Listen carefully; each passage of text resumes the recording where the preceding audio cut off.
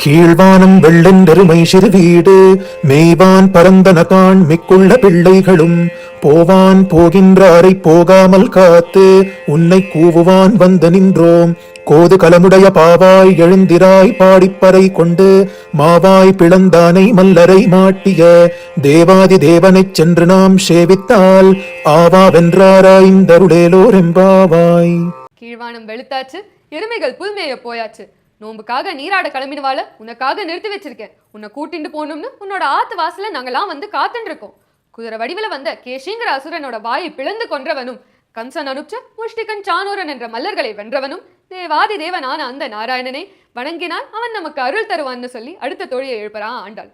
இந்த லோகத்தையே சிருஷ்டி பண்ண அந்த பெருமாளுக்கு தெரியும் நமக்கு என்ன தரணும், எப்படி தரணும், எந்த நேரத்துல தரணும், எப்படி தந்தா அது நமக்கு நன்மை பண்ணும்னு.